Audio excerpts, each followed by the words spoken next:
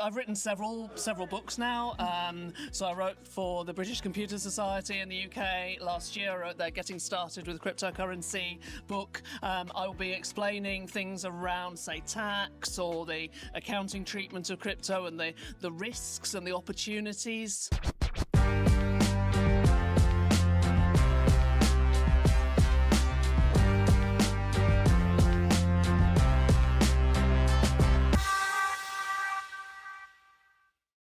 Hi everyone, hello Kate.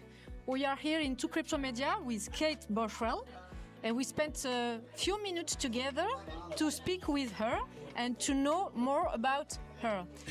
Can you please introduce yourself? Hi, I'm Kate. I've been working with blockchain and crypto for the last 10 years. I work in effectively educating people about the technology, whether that's students at university or working with companies that are thinking about implementing this kind of technology or have a problem that may be solved by it.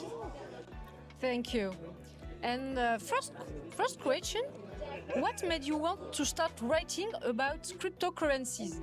Okay, so I do a lot of writing, and I find that if I am learning something, then the best way to find out if I've understood it is to explain it to somebody else. Yeah. So if I can write about it, that helps me to build the story, to build the explanation, to check my understanding. And it started off little with just blogs, and that got bigger and bigger and bigger, and eventually turned into books. Yeah.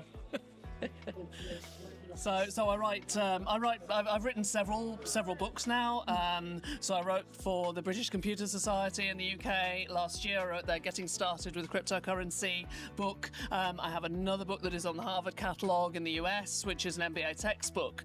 And I also actually write novels. So I write cybercrime thrillers set in the near future. So for that, I have to understand the technology and be able to tell stories about it quite seamlessly, so it fits in with the plot. Wow, so good. And how do you choose the topics you explain? It depends very much on the audience. So if I'm dealing with accountants, then I will be explaining things around, say, tax or the accounting treatment of crypto and the risks and the opportunities that exist.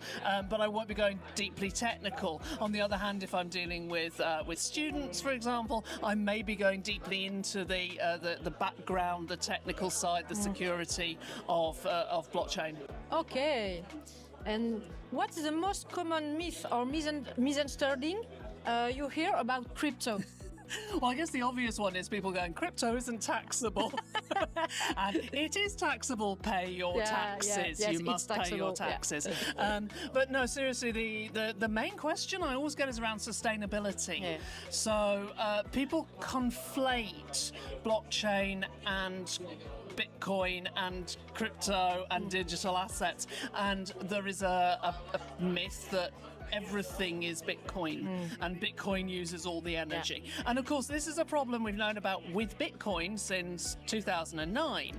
And so explaining to people that this is really only Bitcoin and all the other blockchains have become far more energy efficient, that their consensus mechanisms use very little or no energy, and that it is really just that and nothing else. That's important. Yeah, it's true. What's one tip for someone who wants to understand crypto more easily? Oh gosh, that's a good one. I generally tell people to go away and read the original Satoshi white paper from 2008, because it's actually quite easy to read, and it lays out that whole principle of a distributed network and of the peer-to-peer movement of value without a central agency. And once you've got that basic principle, everything else that's built on top of it starts to make a lot more sense. Okay. And last question, which project or content are you most proud of? I think actually the book that I wrote for BCS last year, because they approached me to write it, so I was really proud of that.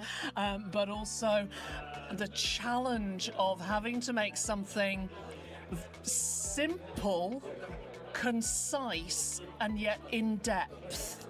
because the technical information had to be there, the detail had to be there, but it's got to be accessible. And so designing and building that content was a fabulous challenge. I really enjoyed it.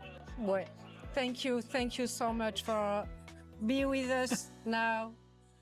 It's an absolute pleasure. See you later. Bye. Bye-bye.